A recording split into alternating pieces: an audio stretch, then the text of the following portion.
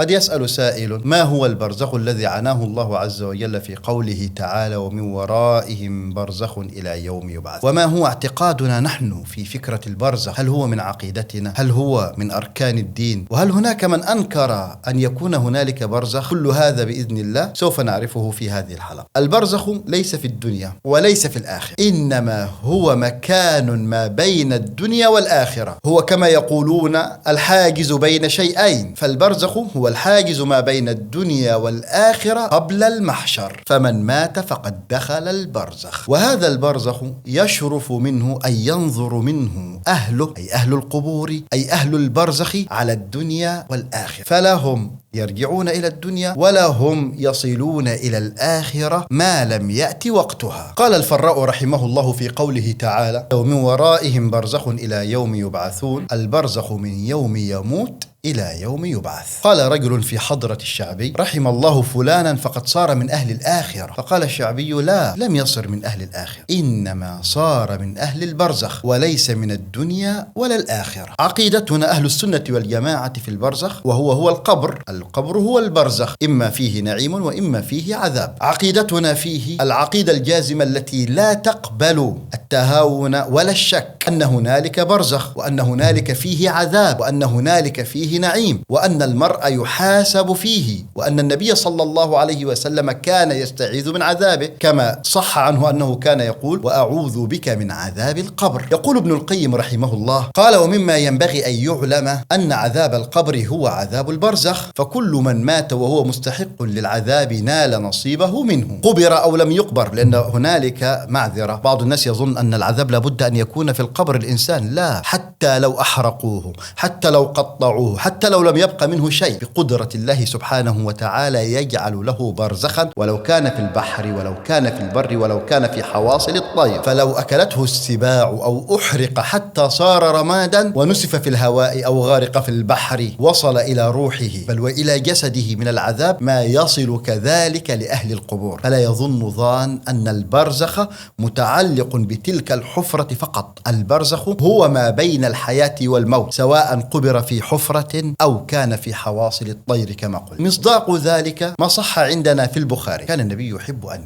يسأل أصحابه عن الرؤيا التي يرونها، فإن رأى أحد الرؤيا قصها. فسألنا يوما: هل رأى أحد منكم اليوم رؤيا؟ قلنا لا. قال: لكني رأيت اليوم أو الليلة رجلين أتياني فأخذا بيدي فأخرجاني إلى الأرض المقدسة، فإذا رجل جالس ورجل قائم بيده كلوب من حديد. الكلوب يشبه الخطاف. قال: إنه يدخل ذلك الكلوب من شدقه حتى يبلغ قفاه، ثم يفعل ذلك بشدقه الآخر. فقلت: ما هذا؟ فقال: انطلق. فانطلقنا حتى أتينا على رجل مضطجع على قفاه، ورجل قائم على رأسه بفهر أو صخرة فيشدق بها رأسه. فانطلق إليه ليأخذه، فلا يرجع إلى هذا حتى يلتئم رأسه، وعاد رأسه كما هو، فعاد إليه فضرب. قلت: من هذا؟ قال: انطلق. فانطلقنا إلى ثقب مثل التنور، أعلاه ضيق وأسفله واسع، تحته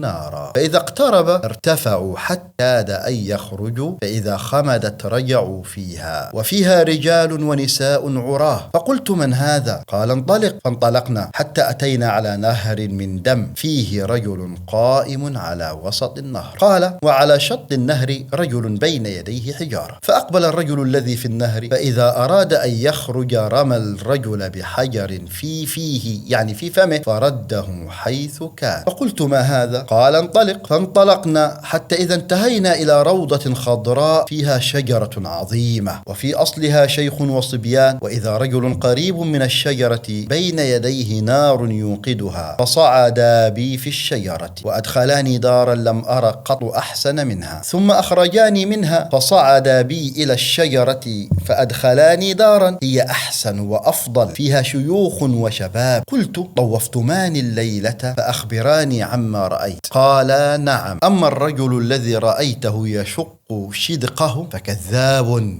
يحدث بالكذبة فتبلغ الآفاق وتحمل عنه فيصنع به إلى يوم القيامة. والذي رأيته يشدخ رأسه فرجل علمه الله القرآن فنام عنه بالليل ولم يعمل بما فيه في النهار يفعل به إلى يوم القيامة. والذي رأيته في الثقب فهم الزناه، والذي رأيته في النهر آكل الربا، والشيخ في أصل الشجرة إبراهيم عليه السلام، والصبيان حوله فأولاد الناس، والذي يوقد النار مالك خازن النار، والدار الأولى التي دخلتها هي دار عامة المؤمنين، وأما هذه الدار فدار الشهداء، وأنا جبريل وهذا ميكائيل. فقالوا ارفع رأسك، فرفعت فإذا فوق رأسي مثل السحاب. قال ذلك منزلك. قلت دعاني حتى أدخل منزلي. قال إنه بقي لك عمر لم تستكمله، فلو استكملت أتيت منزلك. هذا الحديث الطويل تكلم فيه النبي صلى الله عليه وسلم عن بعض من يعذب في البرزخ أو في القبر، البرزخ هو القبر كما قلنا، وعن بعض من ينعم. وهذا يدل على ماذا؟ على أن عذاب البرزخ وعذاب القبر ونعيمه حقيقة عقيدة عند أهل السنة والجماعة. وقد ذكر الله عز وجل في كتابه وكذلك النبي صلى الله عليه وسلم أمثلة تدل على ذلك، وعلى أن هنالك برزخ يعذب فيه الناس وينعمون قبل الآخرة. ففي القرآن مثلا قال الله عز وجل عن الأعراب سنعذبهم مرتين ثم يردون إلى عذاب عظيم. قال قتادة سنعذبهم مرتين، قال عذابا في الدنيا وعذابا في القبر. وفي قول الله عز وجل وإن للذين ظلموا عذابا دون ذلك ولكن أكثرهم لا يعلمون. وفي قول الله تعالى عن مؤمن آل فرعون فوقاه الله سيئات ما مكروا وحاق بآل فرعون سوء العذاب. قال ابن كثير سوء العذاب هو الغرق ثم الانتقال إلى عذاب القبر، أو ثم النقلة منه إلى الجحيم، فإن أرواحهم تعرض على العذاب صباحا ومساء. وفي السنة النبوية أحاديث كثيرة يستعيذ فيها النبي صلى الله عليه وسلم من عذاب القبر، ويخبر عن عذاب القبر ونعيمه. والقبر كما قلنا هو البرزخ. مثلا كان النبي صلى الله عليه وسلم في كل صلاة يقول اللهم إني أعوذ بك من عذاب جهنم، اللهم إني أعوذ بك من عذاب القبر،